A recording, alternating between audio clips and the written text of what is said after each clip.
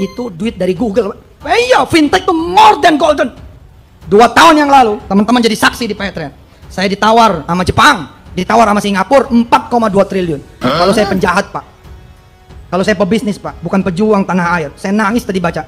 Saya mau bicara tentang tanah air di sini, ya Allah. Kecintaan yang bukan cuma mulut, tapi kecintaan yang berupa keberpihakan. Saya bilang sama bule-bule Singapura, bule-bule Inggris, sama perwakilan Cina-Cina dari Jepang, saya bilang, no. We are sitting here not think about to buy my company. Bayangkan, Pak, 4,2 triliun. Kalau hari itu, dan ini pahlawan saya, istri saya, jangan dijual. Padahal waktu itu saya keselnya minta ampun. Kesel karena yang menghajar, nonjokin, mukulin, ngomongin, menghina, menyindir, mencaci, memaki, ya Tuhan sendiri. Sama ya Allah, itu yang babu. Alah, gua jual aja lah. Kalau gua jual 4,2 triliun nih. Kalau saya jual, kalau dia mengatakan awalnya bahwa dana nasabah itu sudah dikembalikan secara keseluruhan, ternyata di akhir-akhir ini mereka mengumumkan bahwa dana akan dikembalikan. Ini kan artinya sudah ada kebohongan begitu, Mas. Jadi memang perkataan Yusuf Mansur ini tidak bisa dipegang, Mas, begitu. Ya. Ada suatu akal-akalan yang pengen mengakali, Mas, begitu. Betul, iya. Nah, karena data dari Mitra Paytrend ini saya pikir tidak semuanya orang menyimpan dengan baik, kan begitu. Iya. Nah, terus kemudian Mitra Paytrend ini kan tidak berada seluruhnya di Jakarta. Artinya mungkin mengklaim itu haknya dan meminta haknya harus suruh datang misalnya ke Tangerang atau ke tempat-tempat di Jakarta gitu. Seperti misalnya Soeharto yang pernah saya temui, mereka beberapa kali datang ke Tangerang ke kantornya, kemudian tidak bisa ketemu dengan Yusuf Mansur, hanya ketemu kepada karyawannya, dan ternyata di sana berkali-kali juga mereka tidak dibayarkan, kan, untuk ongkos dari daerah Jawa Tengah ke Jakarta, kemudian untuk menginap dan seterusnya, kan sudah makan waktu, kemudian makan biaya yang banyak, sehingga orang-orang itu enggan masuk gitu, Mas. Betul. Nah, kalau mereka Yusuf Mansur dan perusahaannya beritikat baik, ya sudah, kembalikan saja sesuai dengan catatan mereka. Nanti baru dikonfirmasi kepada pihak yang dikembalikan apakah ada kekurangan atau tidak, kan begitu, Mas. Gampang, simple kalau ini tidak mau mengakal-akali orang gitu, Mas, menurut saya. Iya, oke. Dan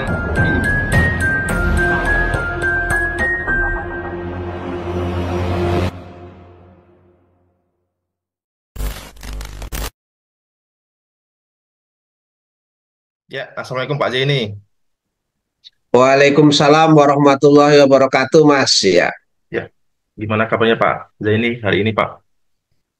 Alhamdulillah sehat, Mas. Cuman agak flu kemarin, ya. Pak. Baik, Pak. Sebelumnya kita sudah membahas, Pak, terkait permasalahan Paytrend yang mana dulu sempat dicabut izinnya oleh OJK. Itu berkaitan dengan Paytrend Asset Management, ya, Pak, ya? Iya, betul.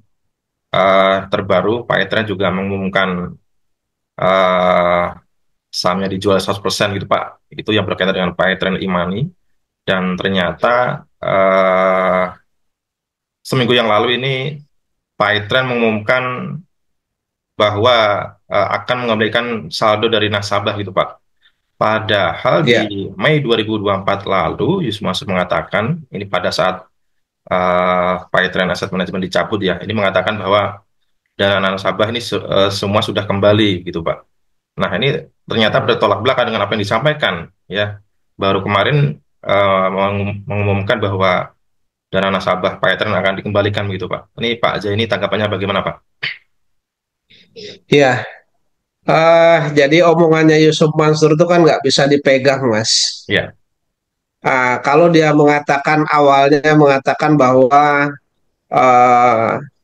dana nasabah itu sudah dikembalikan secara keseluruhan, ternyata di akhir-akhir ini mereka mengumumkan bahwa dana akan dikembalikan. Ini kan artinya sudah ada kebohongan begitu, Mas. Jadi memang perkataan Yusuf Mansur ini tidak bisa dipegang, Mas, begitu.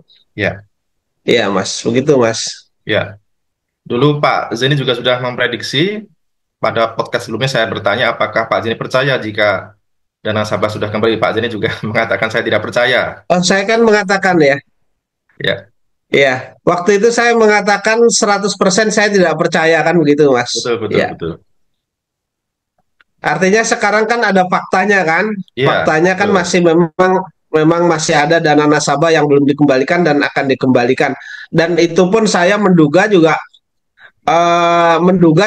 mungkin juga bisa menduga bahwa itu hanya karena ada mekanisme ketika itu mau ditutup dan seterusnya itu harus ada pemberesnya itu, Mas, Iya, begitu.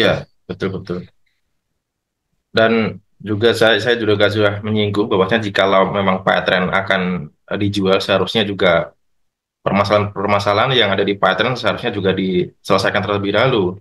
Misalkan terkait dengan saldo dari nasabah atau mitra Paytren yang masih ada di aplikasi, kemudian karyawan-karyawan yang gaji THR maupun pesangon yang belum dibayarkan harus terbayarkan semua, begitu Pak. Ya, ternyata ini berkaitan dengan pattern yang berniat mengembalikan saldo daripada mitra atau nasabah gitu Pak. Ini diberitakan oleh bisnis.com. Ini saya bacakan dulu Pak ya. Ya, baik-baik. Eh, dengan judul Paytrend umumkan pengembalikan saldo nasabah jelang dijual. Disebutkan bahwa periode pengembalian dana dilakukan pada 8 sampai 23 April 2025 pada jam operasional.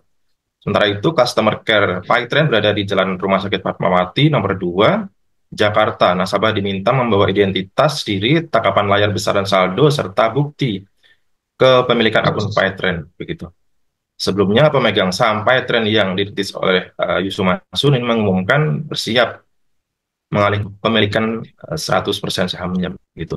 Pak Zee, kalau saja Paytrend seharusnya begitu mempunyai manajemen data yang bagus, yang benar gitu. Seharusnya tidak perlu nih nasabah repot-repot mengirimkan identitas diri kembali, menikam screenshot dan beserta syarat-syarat lain gitu Pak. Seharusnya kan di Paytren ada datanya tersendiri, ya identitas nasabah, alamat mitra, kemudian nomor rekening mitra gitu. Kan seharusnya kalau memang ada niatan mudah saja ini bagi Paytren untuk mengembalikan saldo daripada mitra begitu Pak. Nah ini Pak Zini melihatnya bagaimana nih Pak? Ya. Jadi begini, sebenarnya ini menurut hemat saya ketika orang harus mengklaim ya, kemudian datang ke kantornya, kemudian menunjukkan data-data kepemilikannya itu menurut hemat saya sebenarnya suatu akal-akalan yang pengen mengakali, Mas, begitu. Betul, betul, iya, iya, iya. Nah, karena data dari mitra Paytrend ini saya pikir tidak semuanya orang menyimpan dengan baik kan begitu. Iya, iya, iya. Terus kemudian mitra Paytrend ini kan tidak berada seluruhnya di Jakarta. Hmm. Artinya mungkin berada di luar daerah. Sehingga kalau mereka harus datang ke Jakarta kemudian menunjukkan itu, Hmm. kemungkinan bisa juga misalnya mereka hanya misalnya mempunyai saldo misalnya Ya, cuman sekian rupiah, kemudian dia datang dari Sulawesi atau Kalimantan atau Riau atau manapun yang jaraknya jauh, ini kan nggak rugi, Mas, mereka, Mas, sehingga betul. mereka mungkin enggan datang ya Iya, iya, iya. karena karena biaya itu. Terus kemudian yang kedua, ketika mereka harus menunjukkan buktinya itu mungkin buktinya sudah terledor dan keteledoran dan lain sebagainya. Artinya itu mustahil datang ke Jakarta dan mustahil menunjukkan alat buktinya. Hmm. Nah, kalau menurut hemat saya, kalau tidak ada akal-akalan dari Paytrend dan manajemen Paytrend itu bagus mengenai dokumennya, seharusnya Paytrend itu mempunyai catatan tentang mitranya itu. Betul. Kemudian berapa jumlah saldo dan seterusnya. Iya, iya. Sehingga menurut hemat saya, kalau mereka punya itikat baik, yang pertama yang dilakukan adalah mereka bersurat secara satu persatu kepada nasabah yang memang memiliki saldo. Iya, Artinya orang jadi tahu walaupun pengumumannya tidak tahu, tetapi orang menjadi tahu bahwa mereka diminta untuk datang kemudian menyampaikan buktinya, kan begitu. betul, betul. Satu. Terus kemudian yang kedua, Kalau itu memang catatannya bagus, manajemennya bagus, datanya bagus, kan di sana sudah ada catatannya saldo si A sekian, saldo Ya, si B sekian, itu tinggal saja dikembalikan begitu Mas, menurut hemat saya. ya, Jadi dengan cara-cara yang saat ini dilakukan itu menurut hemat saya adalah eh, menggali keuntungan, Mas. Artinya hmm, satu, biar orang tidak tahu karena ini waktunya mepet, hanya diumumkan lewat koran. Tidak semua orang membaca koran, orang terlewat dia diuntungkan. ya, Kemudian ketika ini orang tidak bisa menunjukkan alat bukti, orang tidak bisa mengklaim, ini diuntungkan, begitu. ya, Artinya mereka mau mencari keuntungan dan menghanguskan hak orang, begitu, Mas. ya, ya. Ini adalah hal-hal yang bersifat menurut saya akal-akalan saja, Mas, begitu. Ya, itu tadi yang saya maksud Pak. Bukankah Pak Tren ini sudah memiliki Iya, database tersendiri begitu? Dan juga ini terkesan seperti mensiasati regulasi. Kemudian seolah-olah ini ada itikat baik, ingin mengabaikan nasabah, tetapi dipersulit begitu Pak ya. iya betul betul. Ya, ini sama saja seperti Iya, kasusnya di patungan usaha, investasi tabung tanah begitu, dan kemudian investasi Moyabidi dan lain yang digagas oleh Mansur juga begitu, di mana eh, para investor patungan usaha gitu ya, Hotel City itu juga kesulitan untuk menarik dana mereka karena mereka harus susah payah datang ke Tangerang gitu, ke kantornya begitu.